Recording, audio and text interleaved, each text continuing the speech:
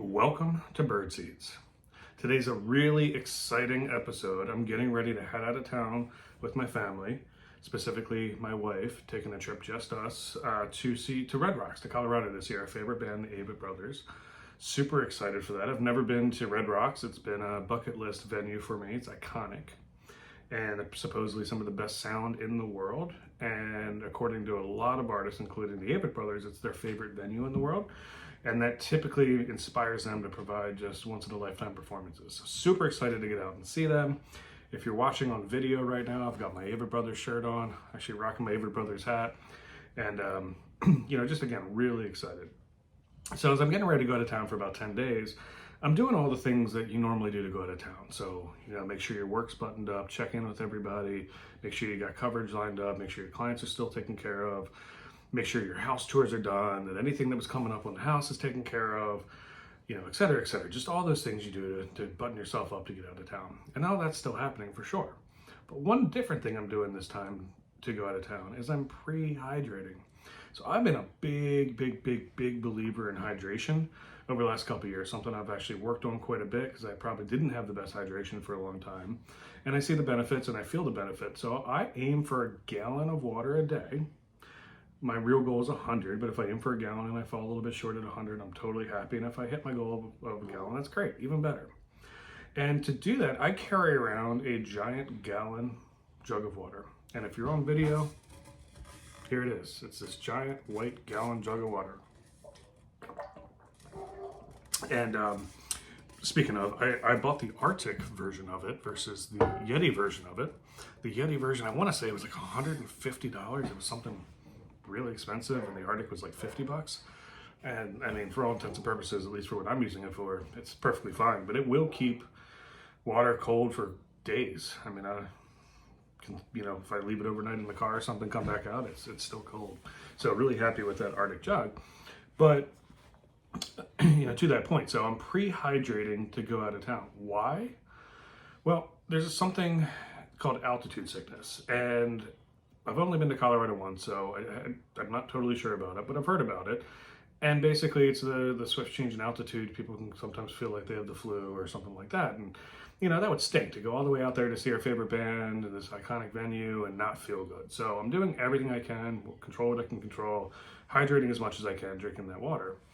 The other thing I want to point out about that mug, which is kind of funny, and it goes back to one of the conversations we had about the psychology of sales, is I carry this jug around with me quite a bit. If I go into like a mastermind session or, some sort of real estate event, or, I'm not necessarily going to take to a listing appointment, but a home inspection or something like that where I'm going to be there for a bit, I bring in my big giant mug. And it's always a conversation starter, and it's always something people remember. Because they're like, dude, what's in that mug? Oh, it's water. I'm like, oh, well, how much water's in there? Oh, it's a gallon. Oh. And it's just something that, again, it's just a little way to be remembered, and again, in a positive way. So, but again, hydrate yourself. Water's good. You should drink it. So, on that note of water, while we're talking about water, I'm reminded of I don't know if you'd call it a mastermind session or a master class or whatever you call it, at RE/MAX Advantage Realty. Our broker, Alex Karabaselis, who's the broker of record, CEO, and John Westman, who's the COO of RE/MAX Advantage Realty. It's a couple years ago, put on like a master class, if you will, certainly no degree or anything, but basically some top performing agents in the market. And we worked on things to help with, help ourselves be better versions of ourselves, motivation, that kind of stuff. And in this class, one of the things that came up was the idea that if you do the easy stuff, that's not where glory is. Glory is when you go against the grain. Glory is when you do the hard stuff. And there's an old saying that, when you do the things others won't, you can do the things others can't. And I love that saying. And if you really break that down, so when you do the things that others are not willing to do, meaning it's the hard stuff, it's not the easy stuff, it's the challenging, it's the uncomfortable. When you do that stuff, you get the rewards that the others can't have because they didn't do the work, they didn't do that stuff. And I fully believe that to be true. So, in this moment where we're talking in this mastermind or whatever you call it, that you got to go against the grain sometimes. You can't just take the easy way out. The glory is in doing the hard stuff. And I really kind of sat and thought about it. I don't even know where this idea came in my mind, but Our bodies are what, 65% water. I've read between 60 and 70% depending on what's going on. But more than that, our brains are 95% water. Well, what do we know about water? What does water do? The old saying is water always goes downhill. True. But why does water go downhill? Because water will always flow the path of least resistance. Simple as that. Water is going to go the path of least resistance. Gravity is pushing it down, it's going to go down. But if there's something in the way of it, it's going to go around that because there's least resistance. So it's in our nature as human beings that have brains that are 95% water to do the thing that go the path of least resistance, to take the easy route. But glory is when you don't do that. Glory is when you look at that crossroads and you say, yeah, that's the easy way, but there's a better way over here. And I am willing to do the work. It takes gumption. It takes courage, it takes commitment, it takes consistency, it takes all those things. But those are all the ingredients to success.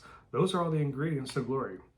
So don't feel bad when you're faced in that crossroads and you look at it and you feel the urge to go the path of least resistance. It's natural. It's in your nature. It would be wrong if you didn't feel that. But that other 5% of our brain that's not water is matter, and that matter matters.